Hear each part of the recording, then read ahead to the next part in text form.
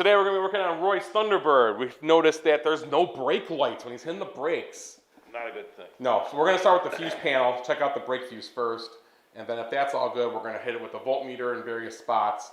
We'll check it at the lights here, we'll check it at the panel. My theory is it might be the switch on the brake arm that, the brake arm hits. It's a usual thing, yeah. Yeah. It's a common thing. But let's check the fuse first. What do you say? You know where the fuses are? That's the next question. No, we're going to have to look for that. We're going to have to look for that.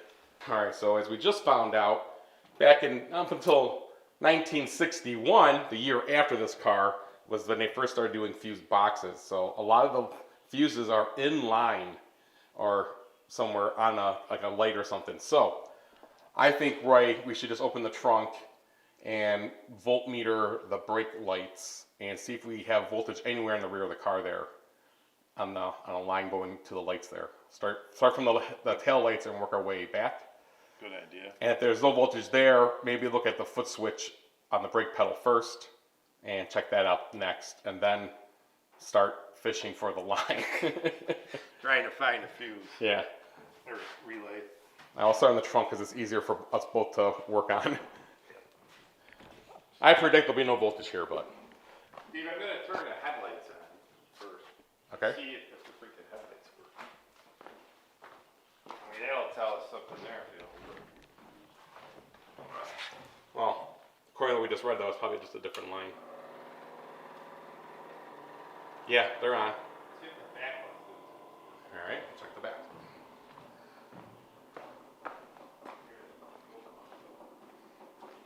Ooh, that's a good sign. All three lights are lit up. Hit your brake.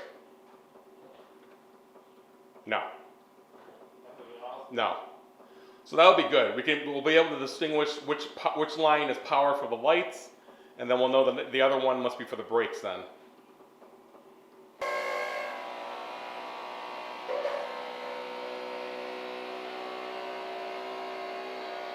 That's good. Pulled one bulb, and it looks like we got a broken wire here. I think it's still connected though, because we just tried it again. This bulb turned on. Only one stage of the bulb is lighting up though. So I think we're going to voltmeter the wire here where it's broke to see if we're getting continuity. Actually, and the socket. doing the socket actually, and see what's going on there. And then the wire. All right, so we're going to test the bulb here. I'm pretty sure the bulb's going to work. The 2 points on the bulb are the power. The outside's the ground. So when I hit these, we see both filaments lighting up. So the bulb is good. And as we saw in the car, only one of the wires was really getting any juice. I'm assuming that obviously the broken one there, it had like 0.2 volts, is the brake light wire. I don't think that wire is totally broken, no. What I think is there's either a bad ground like we saw, or something else in the circuit is causing a problem. We just read that the front turn signal sockets could cause problems with the brake lights? They got a bad ground. Okay, so we know how to test the bulbs now, so that's good. And in theory, we can make the brake lights turn on by sending juice to that second wire there. But we know which one's the lights, and we know which one's the brake wire now. The one that's frayed is the brake wire. So we could use that as our trace now to go through the system. Let's test this, Steve. The other bulb? Yeah, this three. Nice. Make sure it's in view on the camera. You see it? Yep. And check one more. I see one, and I see the other. So the really bright one, I think that's the brake light, because the brake light comes on brighter than the normal headlights. It's going to overtake. Yeah, the right. headlights. Okay. More wire hunting. So I put a bus place in place of that frayed wire. The wire was still connected though. It was totally connected when I actually had to cut it. It had a lot of resistance when I cut it. But that's a good connection there. All right, so the bulb's on. Roy's on. I'm going to try the brakes again, but I'm pretty sure there's just no power going to it. No. So I think we need to start the foot pedal now. The switch up in there. Look at the power going to the wire. So we did a quick check online. We found the brake switch. It's not under the dash at all. It's right on the end of the master cylinder here. And when I came over to the master cylinder, I noticed they were loose. Roy must have pushed them on. They did, but they're practically falling off. Yeah, we pushed these on now. We're going to check the brake lights now with the foot pedal. If it doesn't work, I'm going to send juice down the wires here to see if it lights it up with my probe. I do have 2 of the bulbs in the trunk from when we were looking at that, but let's see what we get back here. All right, so Roy hit the brakes, and no go. Still no juice there. So on the switch here, this wire is voltage all the time on the bottom one, or the red. They're both red, but as I probe it, we have 12 volts going into the switch, but we're never getting any juice out of it. So right now, with it connected, when Roy hits the brakes, nothing's happening. And so when he hits the brakes, the pressure in the master cylinder should close the circuit and send power down this brake wire here. So what's going to happen now is when I do this and give it 12 volts, Roy's getting brake lights, and we're going to show that now. I'm going to overlay the video, and you can see what the brake lights look like when they have power. So while we're here, we decided to check the brake fluid, and it looks like it's the original fluid from 1960. It stinks, and it just looks like mud. Mud. Yeah, so we're going to have to get a syringe and suck all that out. All right, so it's the next day. Roy has a new brake switch. We're going to do that, but first we're going to at least take a look at the bleeders, see what condition they're in, see if we can open them up without breaking them, and try and do a full brake flush here. If not, we'll at least get the stuff out of the reservoir and top it off with some fresh fluid at least in there, and then worry about the lines at a later date. Sounds good. So you can see the bleeder. It's right up here at the top there with the hole in it. Looks accessible. It doesn't look too bad. I think it will break loose. We hit it with some penetrating lube.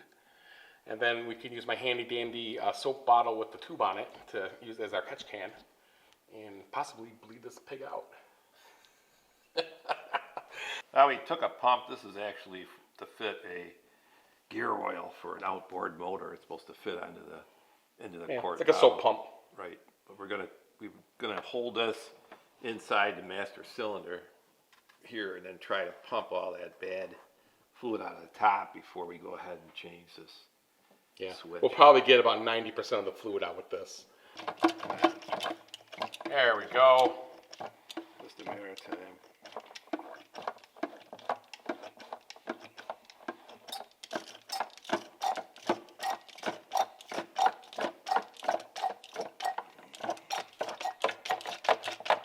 So we got, like I said, about 90% of it out. We're going to do the switch now, and when we pull the switch off, we'll see if any comes out and see if we'll be able to bleed any more out through that hole before we put the new switch back in. I really didn't want to put a new switch back into this car with that fluid because it's probably what clogged up this one here. So here's the part number. It is 063328. Here is the new switch. It is a 1-inch wrench that Roy has here. We put an old t-shirt underneath the switch there, and he is now going to just break that loose. There it goes.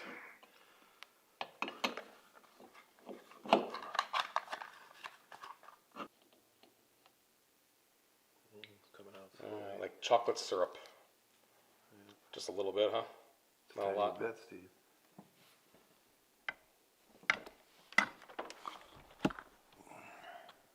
Yeah, I'm sure that's what clogged it up. So it looks fairly new. It looks like it's been replaced before because they never changed the fluid. So they put a new one in there. It worked for a couple 100 miles or 100 miles, and there it is. Okay, so all we did was throw some blue shop towels in there. Roy has a upholstery tool with a little bit of a bend to it, and just kind of going through it and just sucking everything up. I don't think anything's going to break off in there as far as the paper towel goes, and if it does, I have plenty of grabbers we'll get the material out. That looks really good.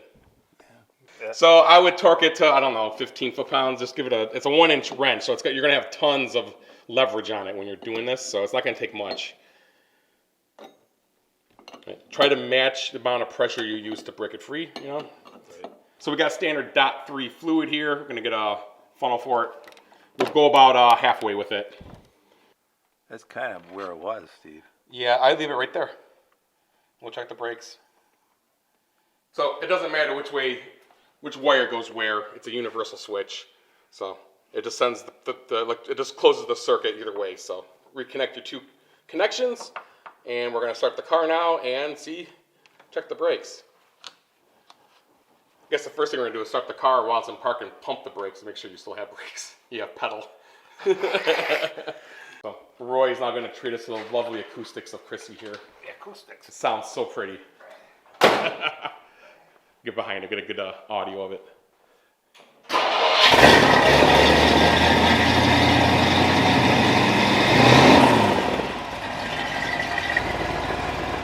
How's the pedal feel? See, we gotta put more fluid in there. It feels like it's going great. All right, hang on, take a look. So Roy asked me to leave the lid off, the cap off here, and we're gonna check to see if any air bubbles come up. So just keep pumping it then. Oh yeah, I did. Whoa, slow. It's like a volcano when you do that. Keep going. Oh yeah, because the brake fluid is no longer clear.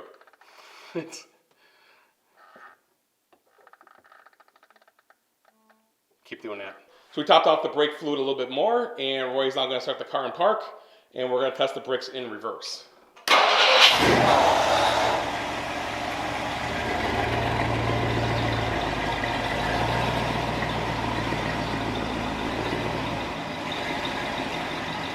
How do they feel? Well, it's working. How's your brakes feel? They feel okay. Same, better? A little better. Probably the same. Oh, better, really? They used to went before, now they're no. Oh, the firm? All right. Right now, Steve, let's just drain the transmission fluid out. You want to do the brake lines? Okay. So Roy and I were talking. We looked under the car already. We saw the bleeder valves. The concern is, are they rusted on? Am I going to break anything when I open the bleeders to do the brake lines? I really do want to flush the whole system. I don't know. I think he's anxious to drive the car though. Doesn't want anything else to break. It's late in the day too. Yeah. So what we're going to do is as you saw there, the transmission slips a little bit. He had to go back and forth a couple times. So we're going to take about a half a quart out or so, and a fluid out, and then we're going to top it off with some whatever mystery fluid he bought, snake oil he bought. Throw that in there. Lucas. Oh, that's good stuff then. You bought the good stuff. The Lucas transmission fluid fix. So this is 24 ounces. So we're going to take 24 ounces out of the transmission. So we're going to slowly drain out 24 ounces. These Gatorade bottles are 12 ounces each. So once we fill 2 of these up, we'll have enough room in the pan to safely add this without overflowing it. So we got this little hand siphon working, but it's going really slow because we're above the oil pan. So Roy's going to stay up here. I'm going to go under the car. He's going to hand me the siphon so I can drop it below the oil pan. And then we should get a free-flowing siphon going and fill up these Gatorade bottles pretty quick instead of sitting here for 2 hours doing it this way. And that worked really quick. It probably took another 2 minutes once we were under the car here to fill both those Gatorade bottles up. So we got our 24 ounces out. I'm going to get Roy down now from on top of the lift here. There's his shoes. And we'll fill it up with the Lucas. All right, and now we can just pour it on in. Syrup. Yep. So another lucky job for us. Didn't have any other issues. So we'll get down to those brake lines eventually, but I hope this video helped you out. Please subscribe to the channel. Please give it a thumbs up if you like what you're seeing. We'll see you next time, everyone. Take care. Bye now. Roy's telling me the brakes feel really good. Brake lights look really good. Happy? Happy. Is it safe to drink? Looks like Gatorade. New flavor, 60 T-Bird Special.